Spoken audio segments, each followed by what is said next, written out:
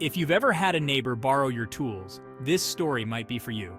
I'm Josh with eDesk Stories, your home for the juiciest stories and the hottest tea. In today's installment, the original poster wants to know, Am I wrong for telling my entitled neighbor to stop treating my garage like a free-for-all? I'm a retired woman, and I've lived in this neighborhood for over 20 years. I like my things a certain way, organized, clean, and well-maintained. I've worked hard for what I have, and I take pride in keeping everything in good condition. But lately, I've been having a problem with my neighbor Kelly, who lives a few houses down. Kelly's a single mom with 3 kids, and I get that she's busy and might not have all the tools and equipment she needs. I've always tried to be a good neighbor, and in the beginning, I didn't mind when she came over to borrow something from my garage, but over time, it's become a real issue. It started small. She asked to borrow my hedge trimmer one afternoon. I hesitated but figured it was no big deal. When she returned it, I noticed the blade was dull, and there were bits of branches still stuck in it. It took me an hour to clean and sharpen it. I was annoyed, but I didn't say anything. A week later, she knocked on my door asking if she could borrow my garden shears. I reluctantly agreed, but when she returned them, they were covered in dirt and rust. I had to spend time scrubbing them down and applying oil to prevent further damage. Again, I didn't say anything because I didn't want to cause tension between us. Then, things escalated. One Saturday, Kelly asked if she could borrow my lawnmower.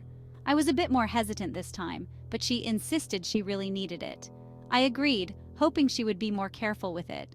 She returned it later that day, but it was filthy. Grass was caked onto the blades, and it looked like she had mowed through a mud puddle. I was furious. It took me over an hour to clean it properly, and I had to sharpen the blades myself because they were so dull.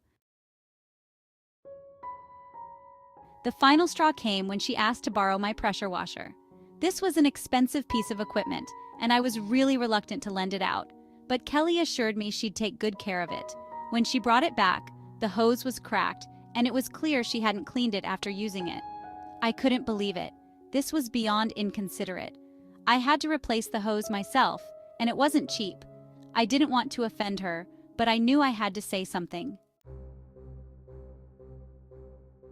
So the next time she came over, I decided to be honest. She knocked on my door with that familiar smile, asking if she could borrow my leaf blower this time.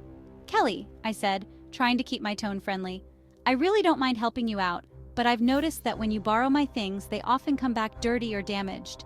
My garage isn't a free-for-all, and I need to keep my tools in good condition. I'm going to have to ask you to stop borrowing my equipment." Her smile vanished, and she looked taken aback. "I didn't realize it was such a big deal," she replied, clearly offended. "I'm a single mom, you know. It's hard for me to afford all this stuff." "I understand that," I said, trying to be as gentle as possible.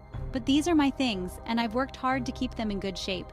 It's frustrating when they come back damaged or dirty, and I end up having to fix them." She scoffed, crossed her arms, and said, "Well, I didn't realize you were so stingy. I thought neighbors were supposed to help each other out." I tried to explain that it wasn't about being stingy, but about respecting other people's property. She left in a huff, and now she's been giving me the cold shoulder whenever we pass each other on the street. I've even heard from another neighbor that she's been complaining about how unfriendly I am. Now I'm left wondering if I overreacted. I didn't want to hurt her feelings, but I also didn't want to keep dealing with the hassle of repairing or cleaning my tools every time she borrowed them. I feel guilty for upsetting her, but I also feel like I had to draw the line somewhere. So, am I wrong for telling her my garage isn't a free-for-all? Or was I right to stand up for myself and my property? So what do you think? We think this neighbor sounds awfully entitled. The OP has a right to protect her belongings, even if that means the neighbor has to buy her own equipment. If she had borrowed it and cared for it, it would be different, but she has no regard for someone else's equipment. What do you think? Drop your thoughts in the comments. Let's discuss it. And don't forget to like and subscribe for more daily stories.